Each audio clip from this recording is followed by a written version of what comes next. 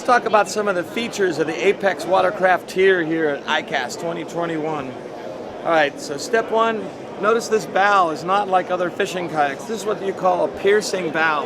This bow parts the waves out of the way, parts the waters out of the way, and instead of it riding up and over waves and slowing down, it goes right through, pop, pop, pop.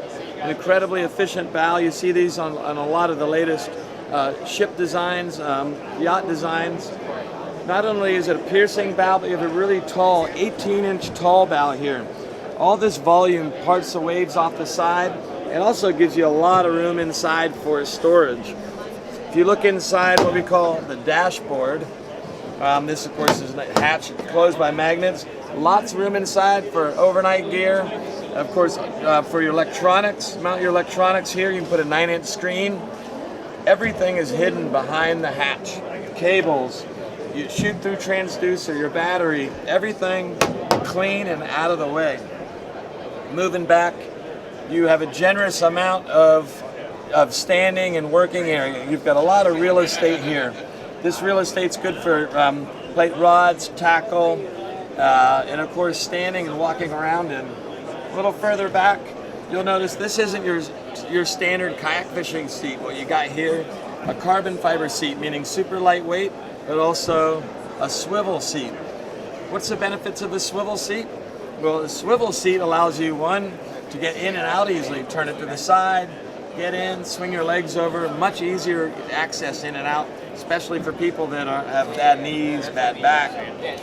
But also, it gives you a lot more freedom for casting. If you want to cast off to the side, instead of twisting your body or casting where you can't see, just a quick turn of your butt, and now you're angled at your target. So much more freedom of motion and freedom feeling, and comfortable all day. Moving further back, a very generous, wide open, lots of space back here for stuff, whether it be your cooler, tackle, bags. And notice it's wide open. This water flushes right out the back. So if you get water in the boat, it goes straight out the back. Now, what if you don't want totally open? Well, we've got an accessory called the tailgate. The tailgate attaches here at the power pole mount and closes the whole stern off. So now you've got a fully enclosed area to contain all your stuff. All right, we'll talk about the hull in a second, but while we're at the stern, these 4 holes, of course, are for your power pole micro or your torpedo motor. Now, the torpedo motor is 3 horsepower. It will push this boat 7.5 miles an hour. It's the fastest boat on the water with a torpedo. But here's another thing. You don't have to always go fast, right? You just want to fish all day. You can go twice as far in this boat on 1 battery charge with a torpedo than any other boat on the market. So it's super efficient. It draws a very small amount of amps at the medium speeds, 3-4 miles an hour. Very cool. You'll also notice, just look at the decoration on the boat. This boat is fully wrapped.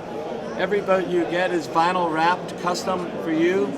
And that wrap, of course, protects the carbon fiber on the outside so you don't get scuffs and scrapes. So the boat looks brand new, even after years of use on it. The hull of this kayak, if you look underneath, the hull of this kayak is on this board flat. It's even a concave slightly. This is a performance stand-up paddleboard hull.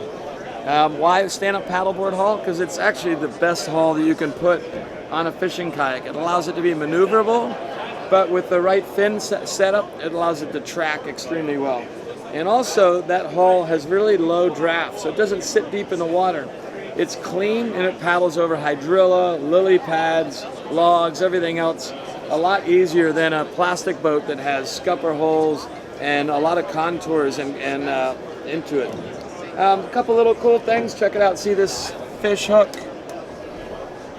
Here's a worm hook. Where do you put it? Here, how about that? Got a nice magnet right on the side. Flies, if you're a fly fisherman, perfect place to stick them. Hooks, treble hook lures, whatever. Pliers, scissors, that type of thing. We got them on both sides. Inside, I forgot to tell you about the cork. This is a cork standing deck. We have cork and foam, whatever one you prefer. The cork is a beautiful natural material. The foam is a little bit lighter weight. Whichever one you want is the one to go for. I'm a cork man myself. I think it looks cool. Accessories. This boat is easily accessorized. We've got foam kits for the seat. So if you live in a hot location and you want to keep the seat cool, we've got full foam coverage. We've got foam gunnel covers for padding and making it quiet. Look at this rod storage. All right, so this is a simple accessory. It's foam. It's got slots. Boom. Look at that. Notice that the rod matches the angle of the standing deck.